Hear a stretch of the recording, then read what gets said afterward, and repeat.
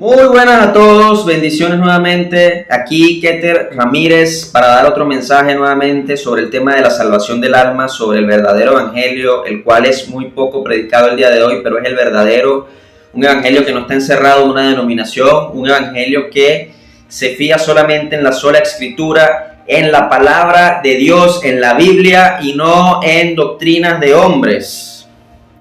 El día de hoy vamos a hablar sobre un tema muy importante que está escondido en Mateo 16 del 24 al 26. Vamos a leer ese versículo, pero antes quiero relacionarlo con el versículo modelo del cual siempre hablamos, que es Marcos 1:15.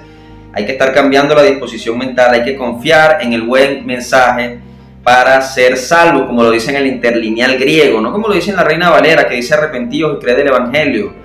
Sí, es muy bonito, suena muy bien, pero la palabra arrepentimiento no aparece en el Nuevo Testamento como una condición para la salvación. En cambio dice cambiar la disposición mental. Sin embargo, hoy vamos a aplicar más a fondo esto, pero quiero leer Mateo 16 del 24 al 26, porque es un versículo que tiene algunas joyas, algunos secretos espirituales escondidos que se relacionan con Marcos 1:15, los cuales vamos a ir verificando uno a uno y poco a poco. Así que vamos a leerlo primero en Reina Valera, Mateo 16 del 24 al 26. Dice el verso 24: entonces Jesús dijo a sus discípulos: si alguno quiere venir en pos de mí, niéguese a sí mismo y tome su cruz y sígame, porque todo aquel que quiera salvar su vida la perderá, y todo el que pierda su vida por causa de mí la hallará. Porque ¿qué aprovechará el hombre si ganare todo el mundo y perdiere su alma? ¿O qué recompensa dará el hombre por su alma? Bien, vamos a darlo hasta aquí, hasta el verso 26. Vamos a ir explicando paso a paso, primero en esta versión, lo que se relaciona y lo que significa. Fíjate lo que dice a sus discípulos: si alguno quiere venir en pos de mí, niéguese a sí mismo. Mira, esa es la parte difícil, negarte a ti mismo. ¿Por qué? Porque tú mismo quieres vivir una vida en la cual te gana la salvación. Así tú digas que no, es lo que tú estás intentando hacer cuando tú dices: no, mira, yo tengo que cuidar mi santidad porque si no, no veré a Dios. Tengo que cuidar mi santidad porque si no, Dios me manda al infierno, si yo sea su hijo. Entonces, ¿qué es lo que dice el Señor aquí? Niégate a ti mismo, niégate a tu ego, niégate a tu deseo de contribuir a la salvación. La salvación la conquistó Cristo enteramente en la cruz para ti. Tú tienes que tomar tu propia cruz, y tu propia cruz es reconocerte, metanoia, cambio de mente, reconocerte como un pecador. Esa es tu cruz. Tienes que tomar tu cruz, reconocerte como un pecador inmundo que está condenado y seguirlo, ¿sí?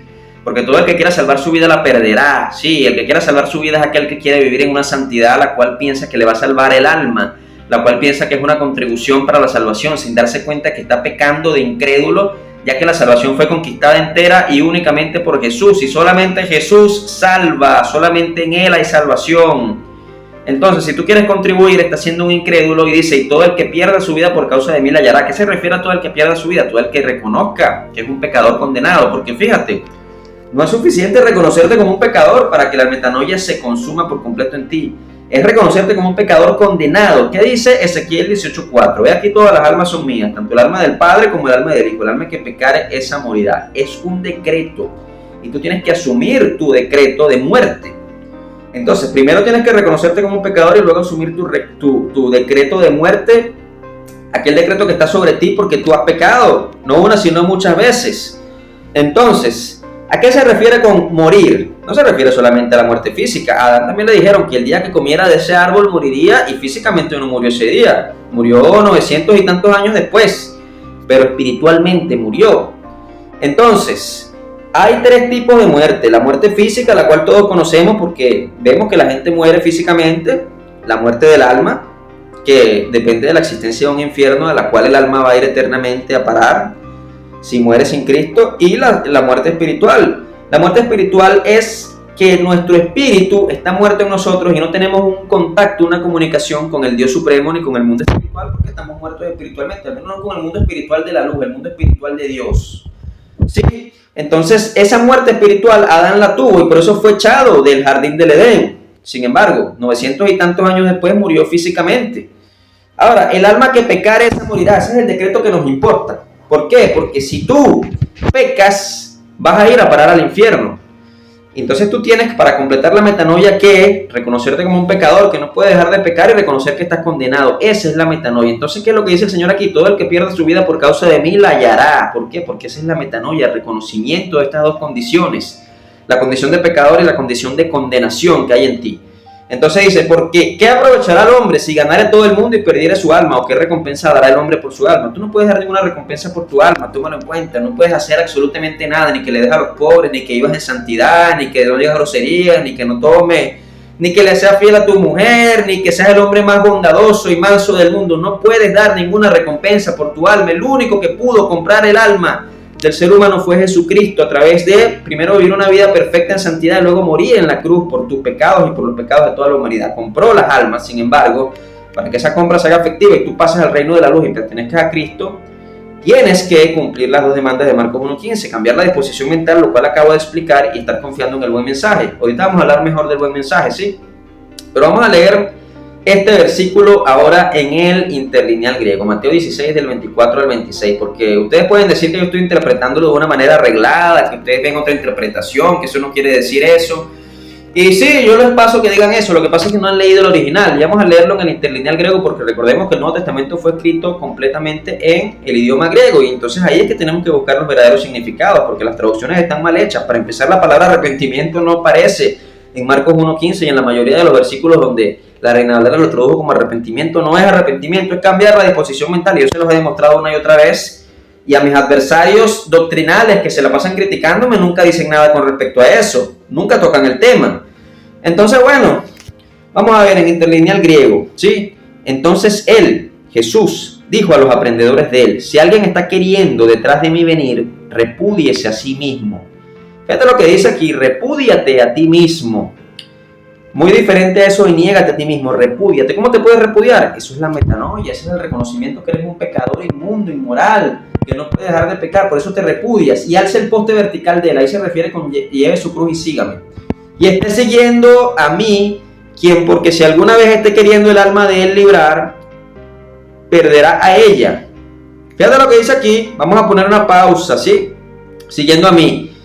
Quien por si alguna vez esté queriendo el alma de él librar, perderá a ella. Si tú estás procurando entrar por la puerta, pero no entras, perderás tu alma. Si tú estás procurando tener la salvación, pero no la obtienes, vas a perder la oportunidad de ser salvo, vas a perder tu alma. Pero que, o sea, esos son esos cristianos que piensan que viviendo en santidad están contribuyendo a la salvación.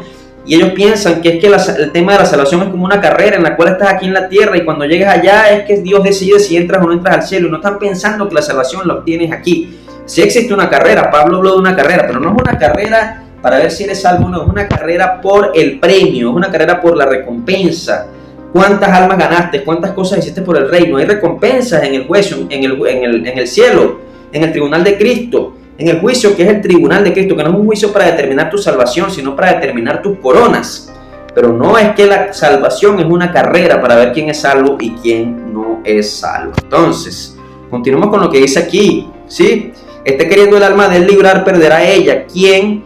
Pero probable pierde el alma de él en cuenta de mí, hallará a ella. Vamos a repetirlo. Pero probable pierde el alma de él en cuenta de mí, hallará a ella. O sea, si tú te reconoces, como ya lo mencioné ahorita, como un pecador que está condenado, pero en cuenta de él, en cuenta de Jesús, hallarás tu alma. ¿Por qué? Porque ahí es que entra en juego la palabra sustitución. Cristo nunca cometió ningún pecado. Cristo siempre fue perfecto. Vivió una vida perfecta y murió en la cruz sustituyéndote. Métete esta palabra en la cabeza, sustitución. Si tú no ves la salvación como una sustitución, tú no puedes ser salvo porque Cristo nos sustituye. Entonces, ¿qué es lo que dice aquí? Vamos a repetir. Quien pero probable pierde el alma de él en cuenta de mí, hallará a ella. Que porque será beneficiado hombre si alguna vez el mundo entero gane él, pero el alma de él sea perdida, o quedará el hombre a cambio del alma de él. Aquí voy a preguntar lo mismo: ¿qué puedes dar tú a cambio de tu alma? No puedes dar nada. Fíjate que en el interlineal griego lo dice más claro, y se los voy a volver a leer esta vez sin explicación pero completo. Entonces él, Jesús, dijo a los aprendedores de él: si alguien está queriendo detrás de mí venir, repúdiese a sí mismo y alce el poste vertical de él y esté siguiendo a mí, quien porque si alguna vez esté queriendo el alma de él librar, perderá a ella.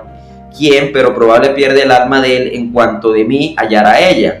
Que por qué será beneficiado hombre si alguna vez el mundo entero gane él, pero el alma de él sea perdida, o quedará el hombre a cambio del alma de él.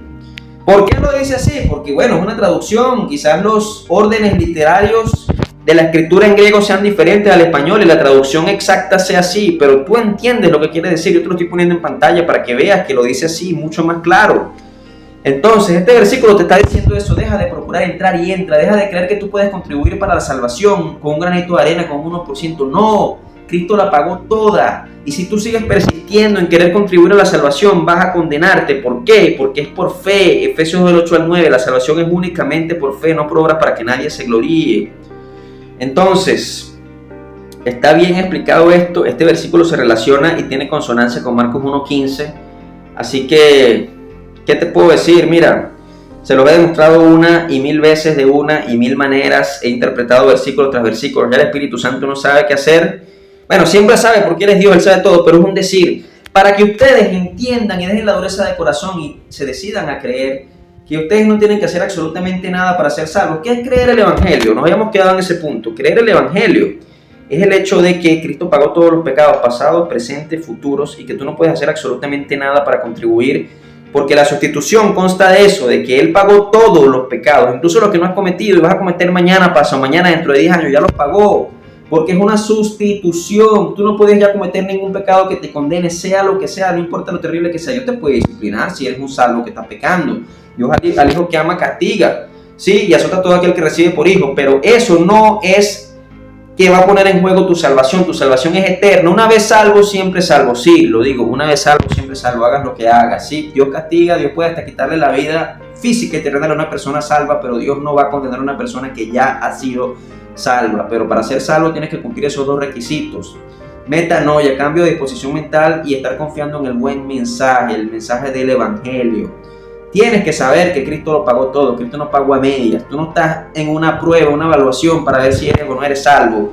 Tú eres salvo ya si cumples estas dos demandas, y si no las cumples, no importa en cuánta santidad vives, no importa cuánto ores, cuánto ayunes, cuánto leas la Biblia, si tú no cumples estas dos demandas, si tú no entiendes el Evangelio, no puedes ser salvo por el Evangelio. Si no cumples estas dos demandas, no puedes ser salvo, hagas lo que hagas, porque ¿qué recompensa dará el hombre por su alma? Ahí te la dejo. Reflexiona sobre eso. Bendiciones.